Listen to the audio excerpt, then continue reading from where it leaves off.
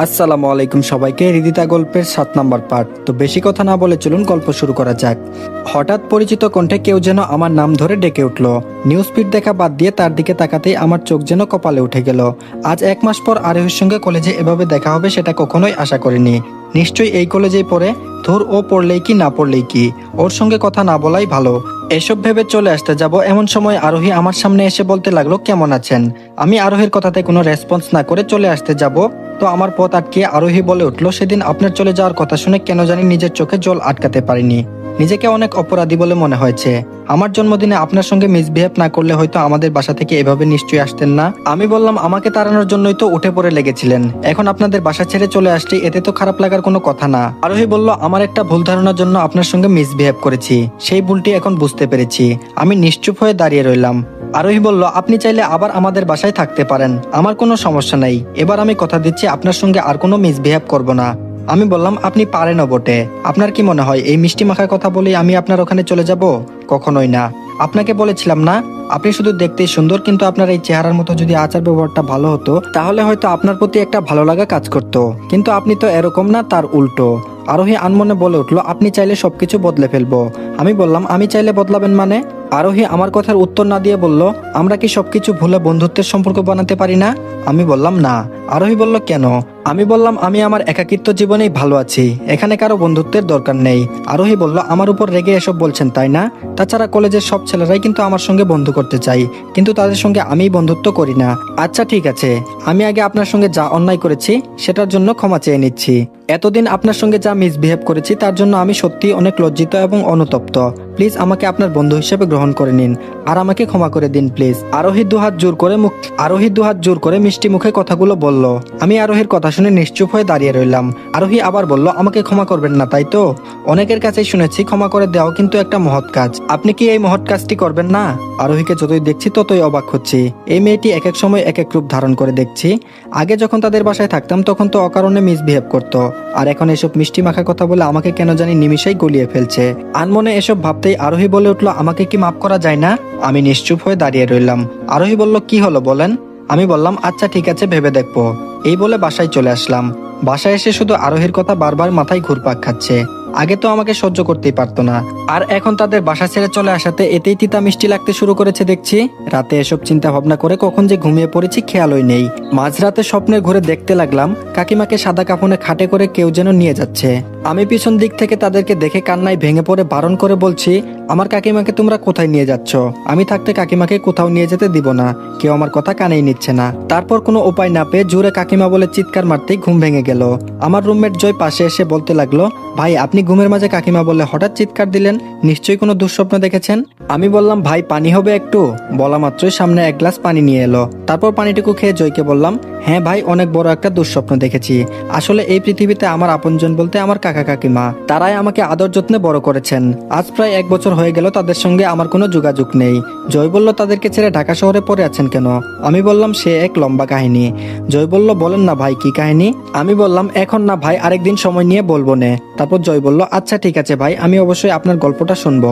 এখন আপনার ঘুমের প্রয়োজন, ঘুমিয়ে পড়েন। আমি বললাম, বাকি রাতটুকু ঘুমাতে আর পারলাম না। ফজরের আজান শুনে বিছানা থেকে উঠে অজু করে মসজিদে নামাজ পড়তে গেলাম। কতদিন আগে যে নামাজ পড়তে গিয়েছিলাম তার ঠিক এখনো মনে নেই। নামাজ শেষ করে আল্লাহর কাছে মোনাজাতে বললাম, হে আল্লাহ, তুমি আমার কাকা আর কাকিমাকে ভালো রেখো। তারা হয়তো আমার রক্তের কেউ না, তারপরও তারা আমার আপনজন। তারা যে অবস্থায় থাকুক না কেন ভালো থাকে যেন। এইটুকু বলে সংক্ষিপ্ত মোনাজাত পরে মসজিদের বাইরে চলে আসলাম। ইতিমধ্যে বাইরের সূর্যের আলোয় রক্তিম হয়ে উঠেছে। বাসায় এসে কেন জানি মনে হলো কাকিমার সঙ্গে কথা বলা দরকার। পুরাতন সিমটা ওপেন করে ফেললাম। এর আগেও অনেকবারই ওপেন করেছি, কিন্তু তাদের কোনো ফোন দেওয়ার ইচ্ছা হয়নি। কিন্তু আজ দিতে হচ্ছে, তো তানিশার কাছে ফোন দিলাম। 2-1 বার রিং হওয়ার পর তানিশা ফোনটা রিসিভ করেই বলল, হ্যালো, কে বলছেন? আমি বললাম, কাকিমার কাছে ফোনটা দেন। আমার কণ্ঠ শুনেই তানিশা বলল, ভাই তুই কেমন আছিস?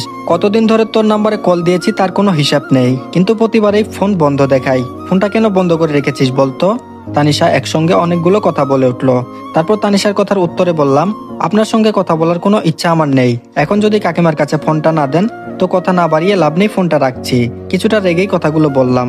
তারপর তানিশা বলল, মাকে ফোন দিচ্ছি, তবুও ফোন রাখিস না।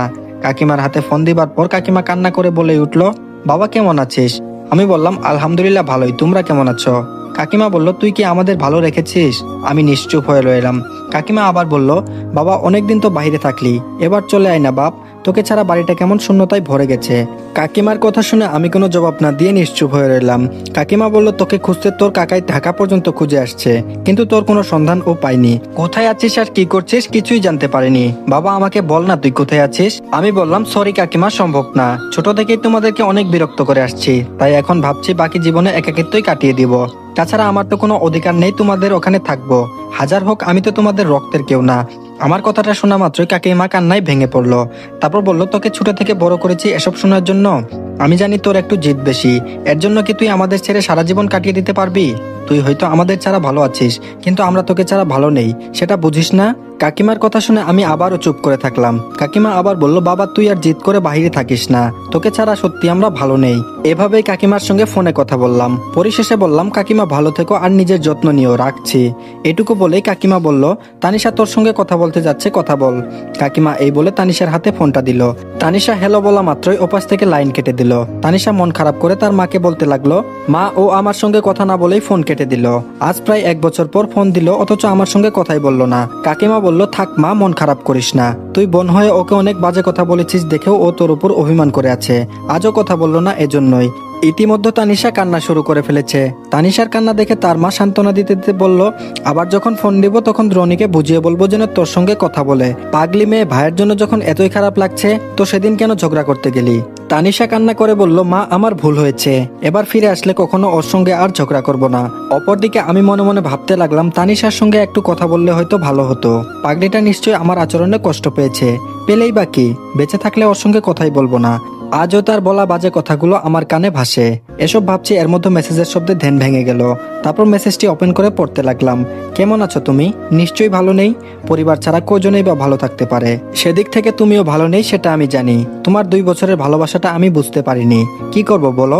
যখন তোমাকে ভালো লাগতে শুরু করলো ঠিক তখন ওই যে দুর্জয় আমাদের মাঝে এমন একটা দেয়াল তৈরি করবে সেটা আমি কোনোদিন কল্পনাও করিনি। মাঝখানে তোমাকে শুধু ভুল বুঝে গেলাম, জানি না ক্ষমা করবে কিনা, তারপরও বলবো প্লিজ আমাকে ক্ষমা করে দাও। তোমার সঙ্গে না বুঝে অন্যায়টা করে ফেলেছি। বিশ্বাস করো, সত্যটা জানার পর তোমাকে অনেক খুঁজেছি, কিন্তু কোথাও পাইনি। আব্বু অনেক অনুশোচনায় ভুগছেন। প্লিজ এবার গ্রামে ফিরে আসো, জিদ করো না, আমি তোমার অপেক্ষায় থাকবো। কথাগুলো ফোনেই বলতাম, কিন্তু সাহস পাচ্ছিলাম না, তাই মেসেজে বললাম। মেসেজটা পরে কেমন জানি ঘোরের মধ্যে পড়ে গেলাম। আজ সিমটা ওপেন করতে অচেনা নাম্বার থেকে কে এসব মেসেজ দিচ্ছে? হৃদিতা নয়তো? কৌতূহলবশত সেই নাম্বারে কল দিলাম। ফোনটা রিসিভ করে ওপাশ থেকে যখন হেলো শব্দটি আসলো তখন বুঝতে আর বাকি রইল না কে এটা। তারপর কথা না বলে দ্রুত লাইন কেটে দিলাম, আর ওপাশ থেকে অবিরাম কল আসতেই লাগলো। এক পর্যায়ে সিমটাই অফ করে রেখে দিলাম।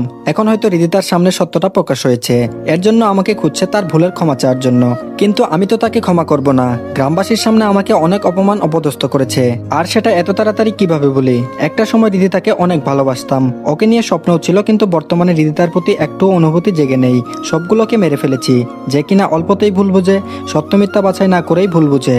তারা শতবার ক্ষমা চাইলেও আমার কাছ থেকে কখনো সেটা পাবে না। সত্যটা জানার পর হয়তো হৃদিতা আমাকে পাগলের মতো খুঁজছে। আফসোস আমাকে পায়নি। আজ সত্যি তাদের কর্মকাণ্ড দেখে অনেক খারাপ লাগছে। যাই হোক, হৃদিতা আমাকে যত যাই করুক না কেন, তাকে কখনো ক্ষমা করব না। আর ভালোবাসার কথা জানতে চাচ্ছেন তো, সেটা সেদিনই শেষ। এখন নতুন করে হৃদিতার প্রতি কোনো অনুভূতি জন্ম নেয়নি, আর নিবেও না। এইভাবে দিনকাল কাটতে লাগলো। কিন্তু কদিন ধরে লক্ষ্য করছি আরোহী আমার সঙ্গে বন্ধুত্বের সম্পর্ক গর্বে দেখে উঠে পড়ে লেগেছে। যতই তাকে এড়িয়ে চলি ততই পিছু লেগে থাকে। সেদিনের ঘটনা, ক্লাস শেষ করে জুবাইরের সঙ্গে কলেজের মাঠে আড্ডা দিতেছিলাম। আরোহী হুট করে সামনে এসে বলল, এই আপনার সমস্যা কি? যখনই আমাকে দেখেন তখনই এড়িয়ে চলে যান কেন? আরোহীর কথার উত্তর না দিয়ে জুবাইরকে বললাম, চললাম রে বন্ধু, এখানে আর ভালো লাগছে না। এই বলে সেখান থেকে চলে আসতে যাব, তার আগেই আরোহী আমার পথ আটকিয়ে বলল, খুব ভাব হয়েছে আপনার, তাই না? আমি কিছুটা রেগে বললাম, সামনে থেকে সরো। আরোহী বলল, এমন করছেন কেন? বন্ধুত্বের সম্পর্ক তো করতে বলেছি, এতে কি সমস্যা? আমি বললাম, সবার সঙ্গে বন্ধুত্ব করলে যে আপনার সঙ্গে বন্ধুত্ব করতে হবে এমন তো কোনো কথা নেই। তাছাড়া আপনি আমার পিছনে এত উঠে পড়ে লেগেছেন কেন? আমি কি কোনো সেলিব্রিটি পার্সন যে আমার সঙ্গে বন্ধুত্ব করতেই হবে? আরোহী বলল, আপনি তাহলে আমার সঙ্গে বন্ধুত্ব করবেন না? আমি বললাম, না। আরোহী বলল, আপনি যদি রাজি না হন তাহলে কিন্তু লোকজনের হাতে গণপিটুনি খাওয়াবো। আমি কিছুটা হেসে বললাম, কিভাবে? আরোহী চিৎকার মেরে বলতে লাগলো, দাঁড়ান দেখাচ্ছি। আরোহী বলল, কে কোথায় আছো? আমাকে এই বকাটে ছেলের হাত থেকে বাঁচাও। এই রে সেরেছে। আরোহী যেভাবে লোকজন ডাকতে লেগেছে আমার তো হাড্ডি গুড্ডি মার খাইয়ে এক করে ফেলবে। না, একটা ব্যবস্থা করতেই হবে। আরোহী বলল, কে কোথায় আছো, আমাকে এই বখাটের হাত থেকে রক্ষা করো। আমি বললাম, প্লিজ থামুন, নয়তো লোকজন এসে গেলে মহাবিপদে পড়ে যাব। আরোহী আরো ফাজলামো করে বলতে লাগলো, রাজি না হলে বলতেই থাকবো, কেউ কোথায় আছো জলদি এখানে আসো প্লিজ। আমি একটু রেগে বললাম, থামতে বলছি কিন্তু। আরোহী বলল, না থামবো না, কে কোথায় আছো চলে আসো। কথাটা বলতেই ঠাস করে আরোহীর গালে থাপ্পড় মেরে দিলাম। বেশ, আরোহী আমার দিকে এক পলক তাকিয়ে ছোট বাচ্চাদের মতো এ এ করে কান্নায় বলল, আপনি আমাকে থাপ্পড় মারলেন? আমি বললাম, সরি, আসলে আমি বুঝতে পারি নাই থাপ্পড়টা এত জোরে লাগবে। এই সেরেছে। আরোহী যেভাবে ছোট বাচ্চাদের মতো কান্না করছে, একে কিভাবে চুপ করাবো। আরোহী কান্না করতে করতে বলল, আমি থানায় গিয়ে আপনার নামে মামলা করব, আপনি আমাকে থাপ্পড় মেরেছেন। আমি বললাম, প্লিজ এসব মামলা টামলা করেন না, দরকার পড়লে আপনি আমাকেও থাপ্পড় মারতে পারেন। আরোহী বলল, আপনি আমাকে থাপ্পড় মেরেছেন, আর আপনাকে তো আমি জেলের ভাত খাইয়েই ছাড়বো। আরোহী লক্ষ্য করলো তার এসব কথা বলাতে সে ভয়ে চুপসে গেছে। সেটা দেখে আরোহী আরো একটু অভিনয় করে বলেছে। আমি বললাম, কি মুশকিল, আপনি তো আমাকে রাগিয়ে দিলেন, নয়তো কি আর আপনাকে থাপ্পড়টা মারতাম। আরোহী বলল, আমি এখনই থানায় যাচ্ছি আপনার নামে কেস করতে, দাঁড়ান। আমি বললাম, এই দাঁড়ান, কোথায় যাচ্ছেন? আরোহী ভাব দেখিয়ে বলল, কেন থানায়? আমি বললাম, ইয়ে মানে নিজেদের ফ্রেন্ডলি দুষ্ট মিষ্টির চর থাপ্পড়ের জন্য কি থানায় যেতে হবে? দরকার পড়লে আপনিও আমাকে মারতে পারেন, তবুও এসব থানা পুলিশে যায়েন না। এইদিকে আরোহী এসব কাণ্ড দেখে নিজের হাসি চেপে রাখতে পারছে না, তবুও নিজের হাসি চেপে রেখে বলছে, আমি আপনার কোনো কথা শুনছি না। জেলের ভাত যখন পেটে পড়বে, তাছাড়া পুলিশ মামতো পিটুনি দেওয়ার জন্য আছেই, তখন বুঝবেন থাপ্পড় মারার কেমন শাস্তি। আমি বললাম, আমরা তো একই কলেজে পড়ি, তো সেই হিসাব অনুযায়ী আমরা ফ্রেন্ড হই না। একটু ভুল করে ফেলেছি, তাই বলে থানায় যাবেন? আচ্ছা ঠিক আছে, চলুন, আমি আপনার সঙ্গেই থানায় যাব। তারপর আরোহী বলল, হ্যাঁ তাই চলুন। আমি বললাম, আপনি আমার হাত ধরলেন কেন? আরোহী বলল, থানায় যাবার আগেই যদি পালিয়ে যান। আমি বললাম, আচ্ছা ঠিক আছে চলুন। তারপর আরোহীর সঙ্গে তাল মিলিয়ে যেতে লাগলাম। এই সেরেছে, আরোহী তো সত্যি সত্যি আমাকে থানার দিকে নিয়ে যাচ্ছে। না, একটা ব্যবস্থা করতেই হবে। আমি বললাম, ইয়ে মানে আমরা কি সত্যিই থানায় যাচ্ছি? আরোহী নিজের মধ্যে হাসিটা চেপে বলল, হ্যাঁ অবশ্যই। আমি বললাম, ইয়ে মানে আজ না গেলে হয় না? আরোহী বলল, ও আচ্ছা, আপনি তাহলে আজ যাবেন না কাল যাবেন? আমি বললাম, হ্যাঁ কালকেই যাব। এবার আমি আসি। তড়িঘড়ি করে চলে আসতে যাব, বেশ সামনে 2 পা ফেলতে আরোহী ফিক করে হেসে উঠলো। এই মুহূর্তে আরোহী তো হাসার কথা না, তাহলে হাসছে কেন? বিষয়টি জানতে পেছন দিকে তাকাতেই আমি যেন বেকুব বনে গেলাম। এই মেয়ে তো দেখছি হাসতে হাসতে গড়াগড়ি খাচ্ছে। আমি বললাম, এই আপনি হাসতেছেন কেন? আরোহী বলল, আপনি এত বোকা কেন? হ্যাঁ। আমি বললাম, আমি আবার কি করলাম? আরোহী বলল, থানার কথা শুনে আপনি তো রীতিমতো ভালোই ভয় পেয়ে গেছেন দেখছি। আমি বললাম, ইয়ে মানে কই ভয় পাচ্ছি? আরোহী বলল, ভয় না পেলে তুতলিয়ে কখনো কথা বলতেন না। আমি নিশ্চুপ হয়ে দাঁড়িয়ে রইলাম। আরোহী বলল, থাক, আপনার নামে কোনো মামলা টামলা করবো না। অনেকটাই খুশি হয়ে আমি বললাম, সত্যি বাঁচালেন আমাকে। আরোহী বলল, ওহ, তার মানে আপনি সত্যি সত্যি থানা পুলিশে যেতে ভয় পান? আমি বললাম, বর্তমান যুগে থানা পুলিশ শুধু মেয়েদের কথাই শুনে। আপনি যদি একটু বানিয়ে পুলিশের কাছে আমার নামে নালিশ করতেন, তাহলে তো আমার পিঠে 1000টা লাঠিচার্জ পড়তো। আরোহী বলল, সরি অভিনয়টা করার জন্য, কিন্তু আপনাকে ভয় পাওয়ার অবস্থায় দেখতে ভালো লাগছিল, এর জন্য বিষয়টা ভালোভাবে করতে হলো।